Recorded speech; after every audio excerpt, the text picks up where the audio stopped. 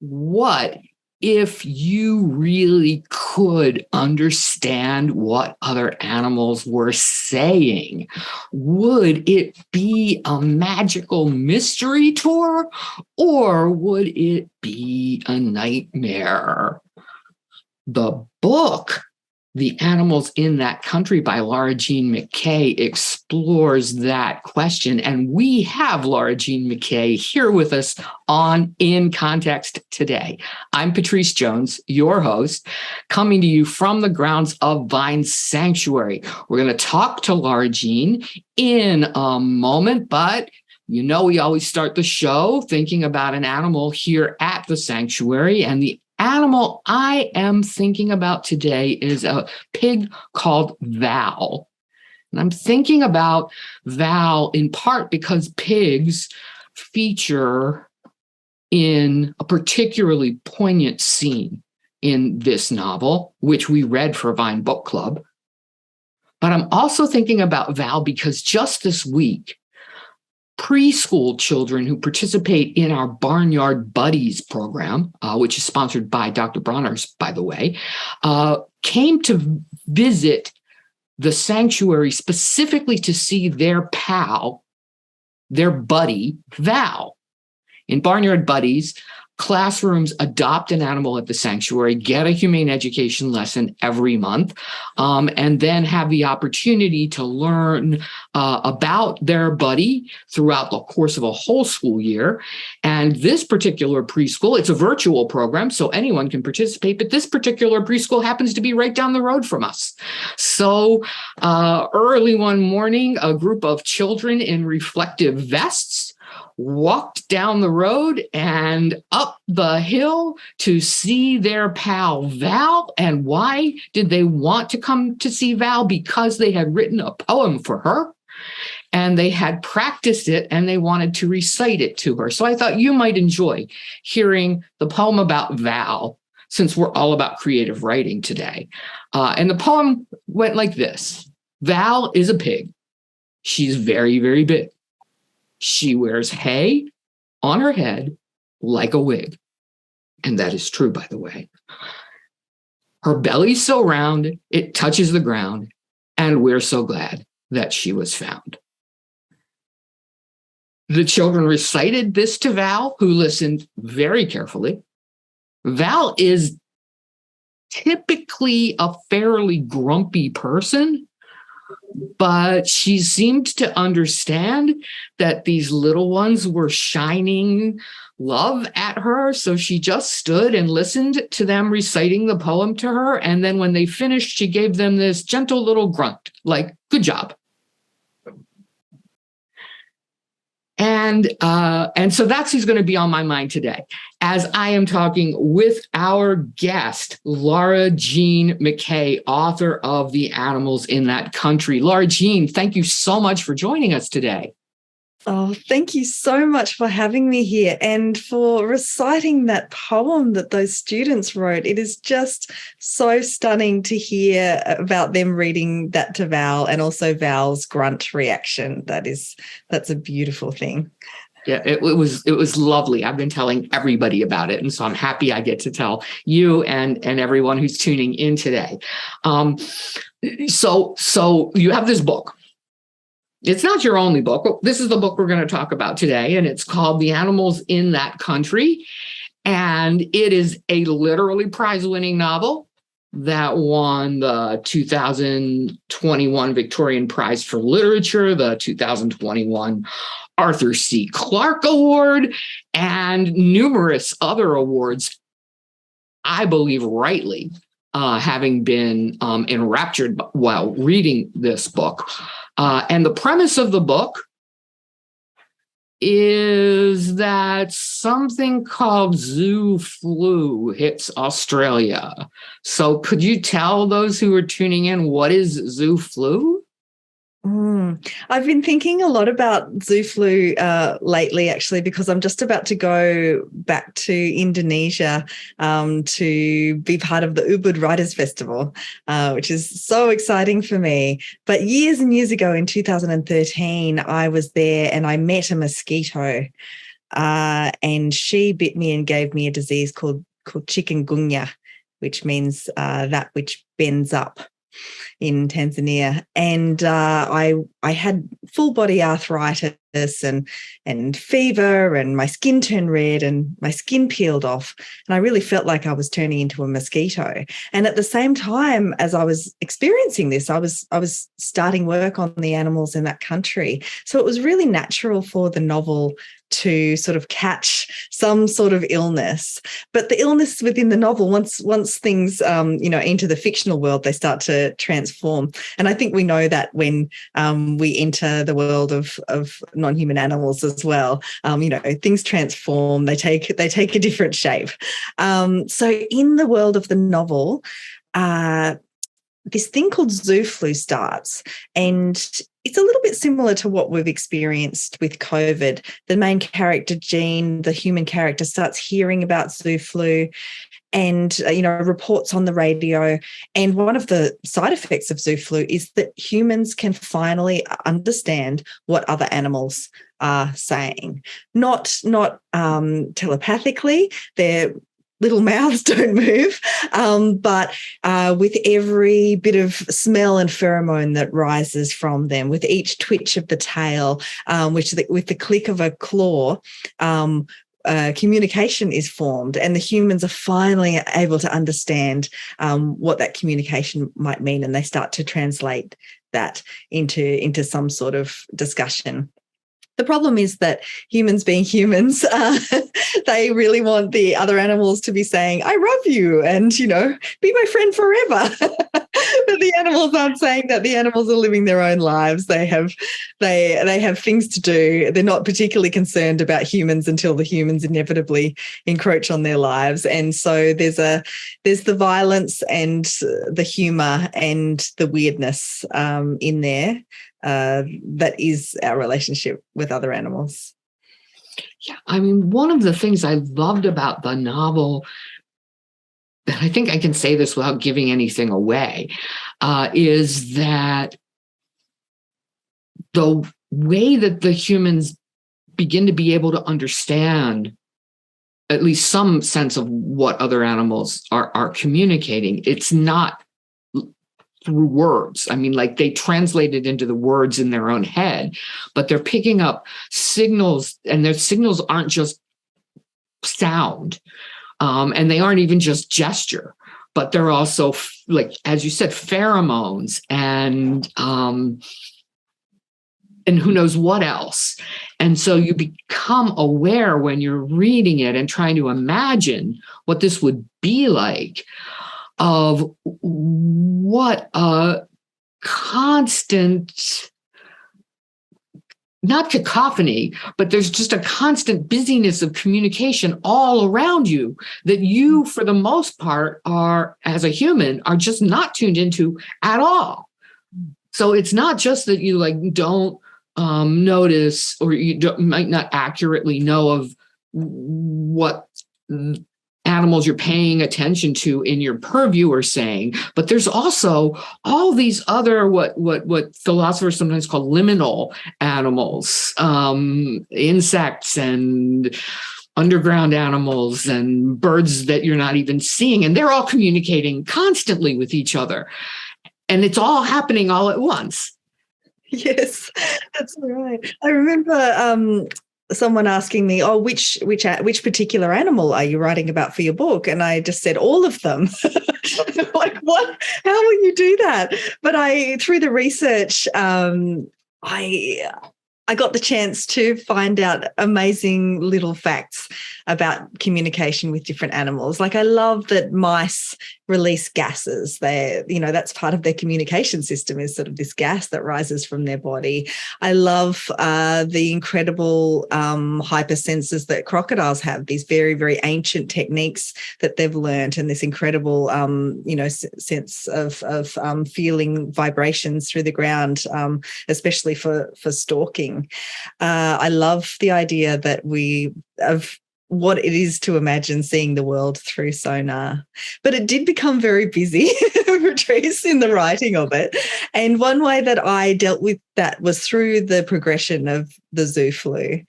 So way back in the day, I'd been an aid worker, and I'd worked during the time of avian, of influenza and things like that. So I had some sense of how epidemics and pandemics progressed. And so when the humans contract this illness, at first it starts with mammals, which seemed fairly natural to me. It seemed that the first creatures that humans would want to, or most connect with, would be other mammals. And so there's an awareness of what other mammals are communicating. And then as the disease gets a little stronger and progresses, it might go to birds. And then at a further stage, reptiles, fish. And then when the insects happen, when when people start hearing the insects or understanding what the insects are saying, that's usually when, they're at a pretty advanced stage of illness, and they're either really loving it, they're almost on a trip at that point, or they can't handle it, they hide away. Some people use trip ending, drilling into their heads to try to find some release and relief from this. I love it that you mentioned that piece of it, because I had forgotten that piece.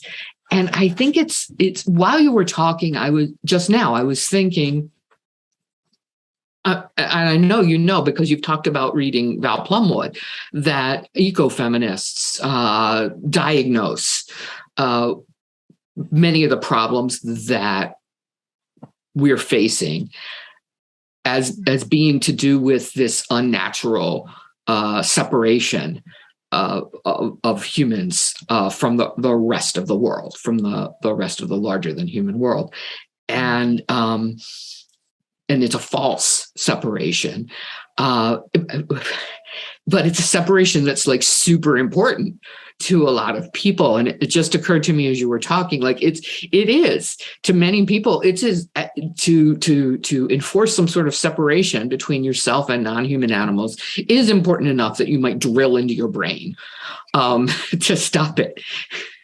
Yeah. Well, when I first told my partner about this idea, I thought it would be quite a happy book.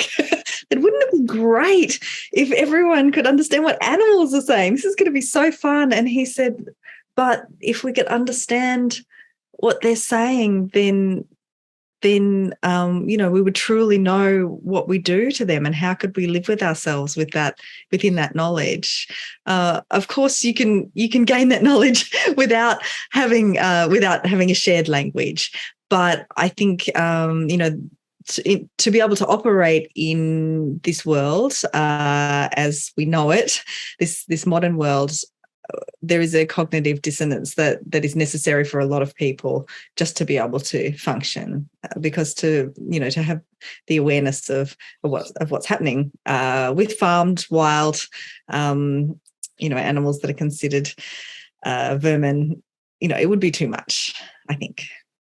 Well, and I think that's one reason why people who are animal advocates are really going to resonate with this book, because they're going to have already, to a certain degree, experienced some of what the characters in the book experience, just through their own efforts to empathically tune into what other animals are experiencing.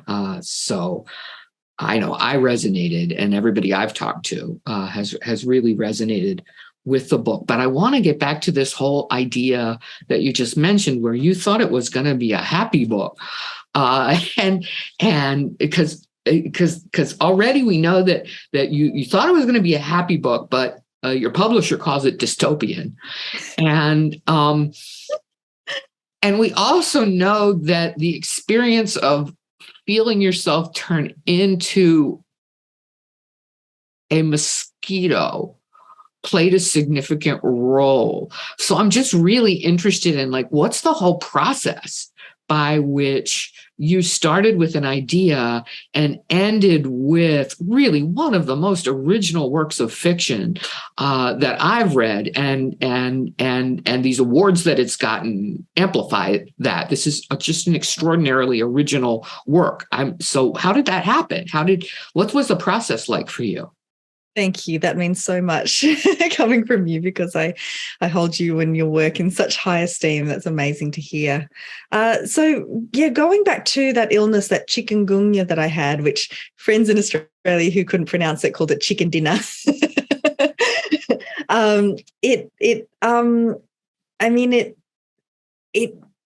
It's amazing to feel the power of an animal impacting you in that way. This tiny, tiny little mosquito who affected me so much for so many years. And when I was feeling that metamorphosis, I really, really felt, and I think I mentioned this in the book club, that I must be turning into a mosquito. That must be what is happening to my body. It was the only way I could understand how my body could change so much so quickly, especially with the skin peeling off. It felt like, a renewal, that I imagined the skin sort of becoming wings, and the delirium. I really didn't feel like myself anymore. And the unbelievable pain that was so extreme that it almost didn't bother me. I couldn't seek any help. I would just sort of lie there, experiencing this other world. And so to go through that sort of metamorphosis and to really feel the power of another creature is a very, very special thing. It's not necessarily pleasant, but I think we often try to sit in this pleasantness all the time, and maybe that's a lot of what is wrong with the world. I think it isn't such a bad thing to experience a little bit of the discomfort that the more than human world experiences on a regular basis. That was very, very powerful experience for me. So to once you get a sense of how powerful creatures like this can be, that we were talking about decentering earlier. You are yourself decentered, and once you've been decentered by another creature, and Val Plumwood talks about this so beautifully in her essay Being Prey, after she was bitten by the crocodile, felt herself becoming prey, and then advocated very strongly for the crocodile's right not to be killed. I think the world changes then, and to be able to try to translate that in fiction is a really, really interesting experience. So after that, every time I was talking about human-animal encounter, I was thinking about that power dynamic and how that can actually change in an instant, depending on the scenario. Another really impactful moment for me was when I actually travelled over to the US. I attended the court case with the Non-Human Rights Project, one of the early court cases, which was, advocating for 2 chimpanzees. And that was really incredible to arrive in the US for the first ever time and walk straight into the Supreme Court and hear a court case like that. And then I traveled down to Florida to the Great Apes Sanctuary. And I was allowed to walk through there. And that's a really interesting experience of power shift as well, because even though the chimpanzees and orangutans are in an enclosure as they must be, the enclosure surrounds you. And so you, in a way, become the one in a cage, and the chimpanzees and orangutans are all around you. And that was so interesting and very intimidating, actually. There was a lot of calls, a lot of, demonstration of long orange hairy limbs. Very beautiful. And then I turned a corner and I saw someone that I knew. But here I was in a completely different country. I'd never been to the States before. And I knew this person so well. And it was that moment where it's like, how do I know you? You're thinking back through all the places you've been. And this person was a chimpanzee called Ripley. And he was looking at me with what seemed like recognition, and I was looking at him, and I could feel the the millennia of of separation between us just narrow until we were just two people going, how do I know you again? You're so familiar to me, so familiar.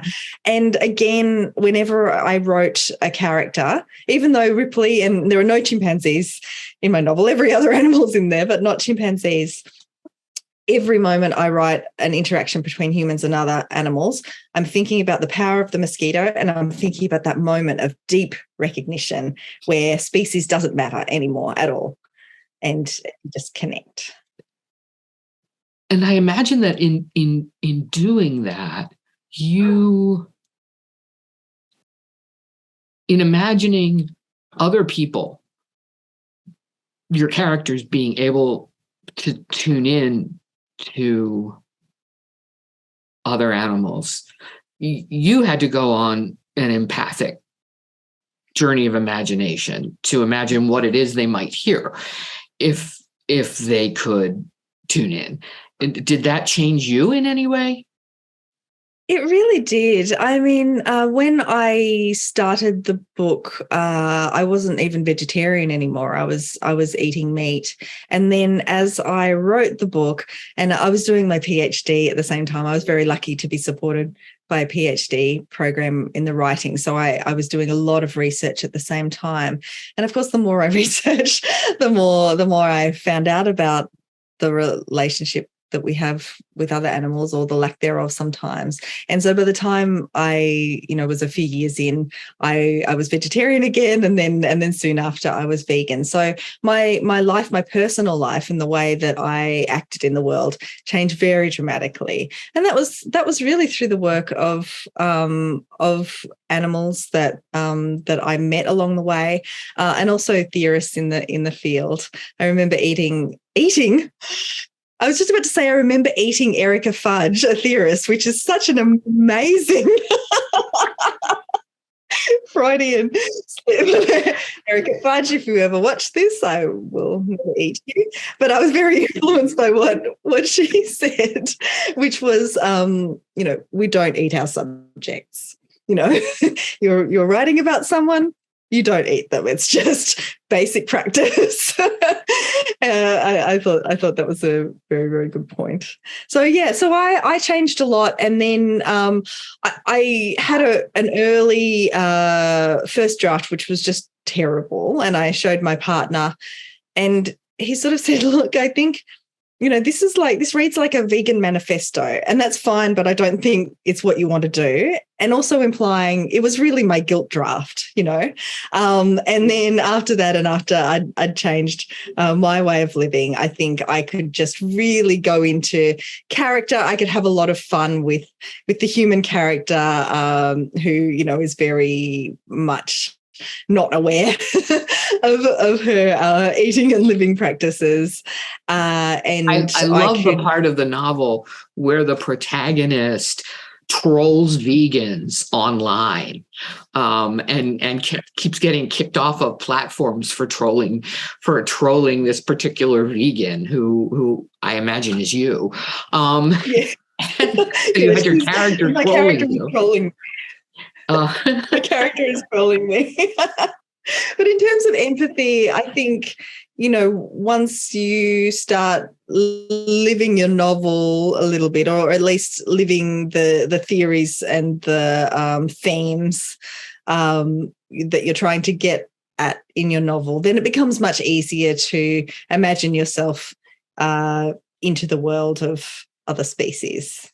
If you're sitting there with all that guilt. I'm not saying that it can't be done, but I don't know many people who've gone through the process of writing a big work like this. It took me 7 years, and I did a doctorate. There was a lot around that. I don't know many people who've gone through that process and not come out, with some sort of ethical reckoning of some sort. I don't want to say I love it that it took you 7 years, but I sort of love it that people will hear that, because I think it's very easy for to imagine when you pick up a work like this, uh, to imagine that it came to someone in a bolt of inspiration, or at least, the first draft was pretty close to this, and then you were just fixing it. But this idea that actually you were working on it for 7 years, and the first draft was trash, and you had to reckon with yourself while you were reckoning with the characters, is, I think, just a great example of praxis for not just arts, but activism too. This just like having an idea and going with it, at least for a while, to see what happens, but then being willing to say, oh, wait, this isn't working. So rather than just like keeping pushing on with this, let me regroup and try it this way. And oh, well, that's not quite working either. And okay, now I got to try it this way. But oh no, if I do it this way, I've got to change myself too. Right? I mean, that's activism. That's good activism, and that's good art too. Absolutely. Yeah, and I'm a big fan of non-harmful mistake.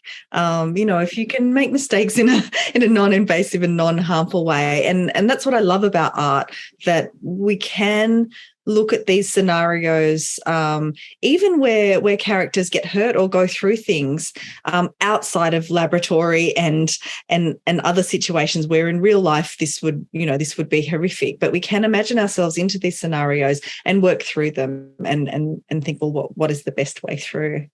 But as I was writing the novel, I realized that I was writing two works, really. I was writing a gritty realist novel about a woman called Jean who is just struggling a bit. She gets along with animals better than she does with other humans. She loves a drink and a smoke and a car and the open road. And then there's this speculative fiction novel where there's interspecies communication and how you imagine non-human voices onto the page, and bringing those two together was what took a long time. But also there was a lot of pressure. I put a lot of pressure on myself because I wanted to do justice to the animals that I was writing about. I wanted to honor them. And also there's all these wonderful theorists and I knew that people like you would probably read it one day, and I wanted to, get it right as much as you can get literature right. I at least wanted to be able to talk to people like you on in spaces like this and feel happy about my contribution. Were there animals? I mean, I know you did a lot of research into things like gases coming off of mice, but were there animals in your daily life who, ended up in the novel, or who you particularly wanted to make sure you represented? I suppose writing the birds was really special for me because for the first few years of the novel, I was really quite laid up on the couch, quite ill. And we'd just moved out of the city, out of Melbourne, to a seaside place. And it was in a bird flight pathway. So there was a little wetlands, and especially the pelicans, anybody who knows pelicans, they are just huge. They would flight train their young over our house. And so I spent a lot of time looking up at the bellies of pelicans, flying over big pelicans and smaller pelicans as they trained in flight. And then on really windy days, the big pelicans, adult pelicans, would leave the young at home and get out and just surf the winds. So that was, I really wanted to add that joy of flight and birdhood in the book. And I really, really enjoyed working particularly with the bird communication, especially with crows as well. I spent a lot of time looking at crows. But another animal that really featured, and she really entered the book unbidden. I had an artist residency at a wildlife park right up in the north of Australia, in the Northern Territory, which is probably like the States. It's a bit like being in another country, very hot. And there were dingoes in this sanctuary, and I would hear them call in the morning and call out the day every day. The howl of the Australian dingo is just, and I start the book with this, the most haunting, saddest, most beautiful sound I think I've ever heard. And there was a particular dingo called Elsie who lived there with her brothers. And while I would go up to their enclosure and visit them in the evenings especially, and the two brothers would play up and bark and, you know, be very, very fun. And Elsie was like, nothing to do with you. She would see me and just head out into the bush. You know, she wasn't interested at all. And of course, me being a human, I'm immediately like, oh, you're interesting. I want to lean closer to you. You know, it's a classic invasive human trait. But she just fascinated me. And even though Sue, the dingo protagonist in the novel, isn't Elsie, Elsie certainly, you know, inspired Sue.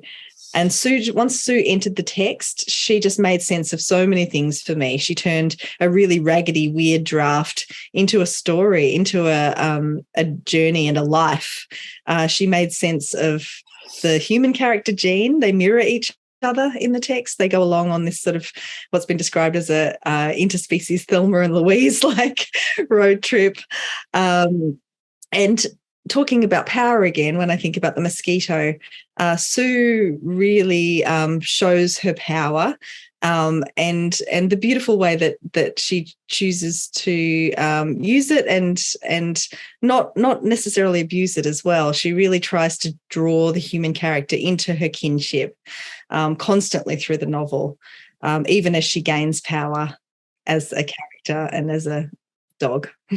I hope people read this book because I'm feeling moved again, just as you're mentioning Sue, and I love it that you refer to her as a protagonist as well, because really, she and the human protagonist they're both the main characters. And I was thinking when you were describing the book as being, you know, on the one hand, there's this story of Jean, and on the other hand, there's this sort of sci-fi or speculative fiction, but it's also super noir.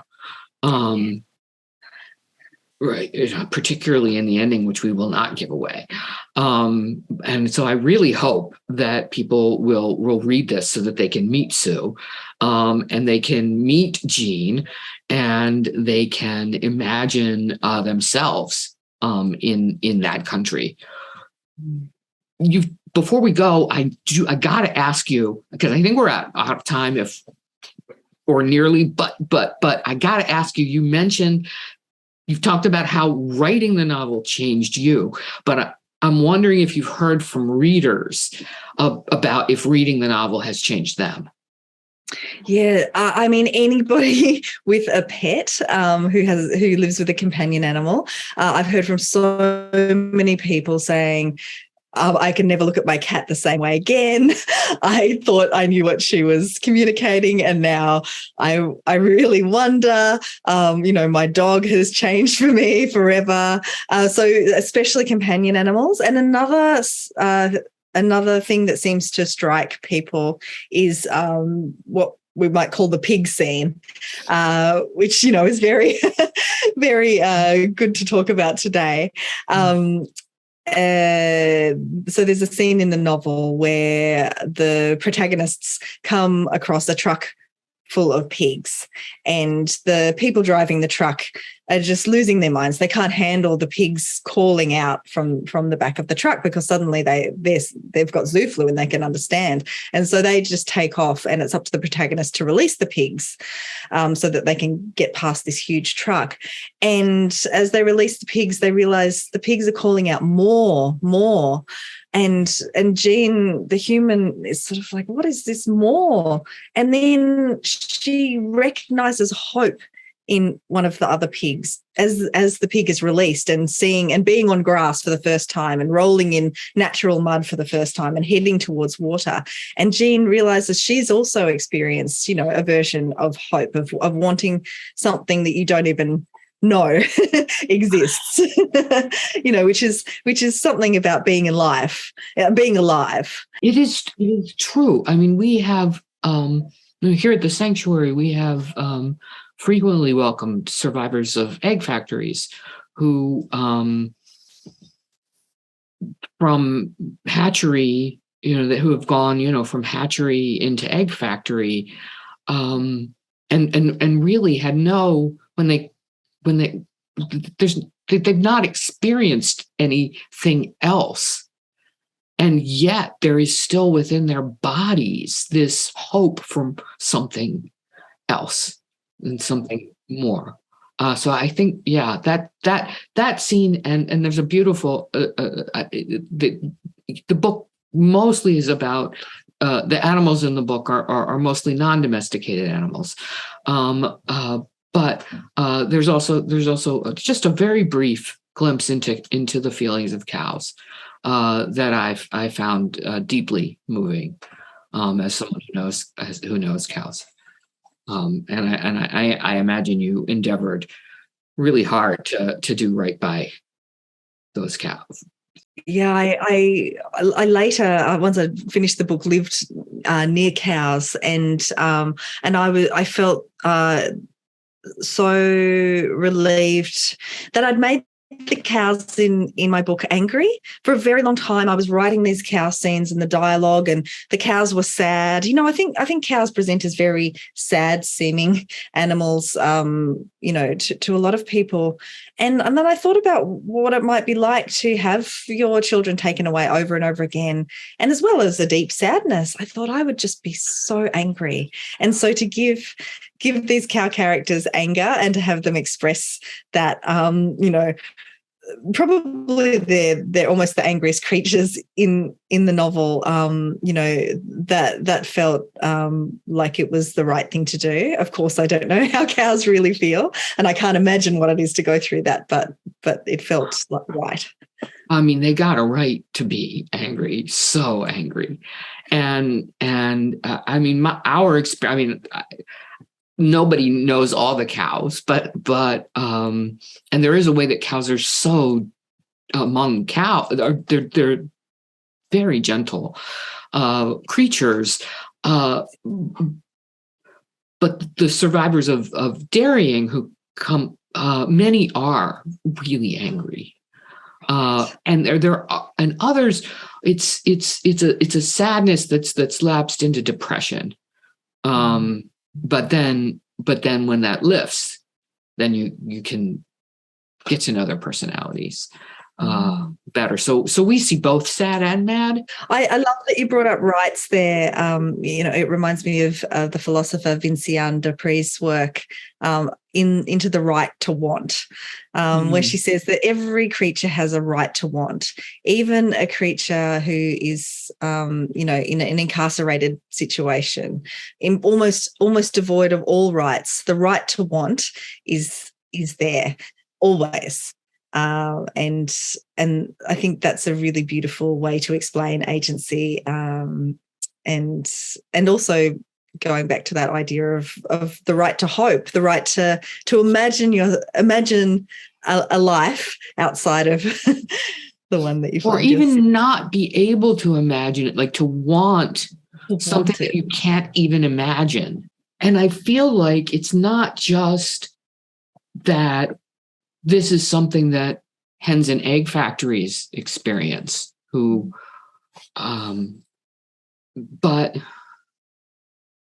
but I think we do too. Like there's a way that, how do I try to say that? It's very hard for us to imagine otherwise. And the way that humans have constructed our relationships with the larger than human world right now deprives us of so much. I mean, yeah, we get all this power over, but we're deprived of these rich networks of relationships. And I do think that people want it, even though they can't imagine what it would look like. Yes. Before we started talking today, you mentioned trying to get out and be surprised by what, the wild world. You might meet someone that you didn't expect. And for me, going bushwalking, if you're lucky enough to be able to do that wherever you live, and that moment where you get to unexpectedly see another creature, is just so thrilling. And such a trip in a way. It takes you to another place. And I guess it also fulfills that something that you don't, as you were talking about, Pattrice, something that you don't even know that you want, that contact with the more than human world. Well, thank you so much, not only for joining us today, but for writing this book, which I'll say the title again in case anyone hasn't yet noted that they plan to read this book. It's The Animals in That Country by Jean McKay, endorsed by Pattrice Jones and by the Vine Book Club. Speaking of which, if you're interested in joining the Vine Book Club, you can visit Vine Sanctuary online at vinesanctuary.org. If you're interested in past episodes of In Context or show notes about this show, you can also visit vinesanctuary.org. I want to thank you again, Laura Jean, for joining us and for enabling imagination. I want to thank Sarah Jane Blum for setting all of this up. And I want to thank everybody who's tuned in for the work of imagination you've already been doing just listening to this, and the imagination that you're going to be exercising going forward. Thank you so much. See you next time. Bye.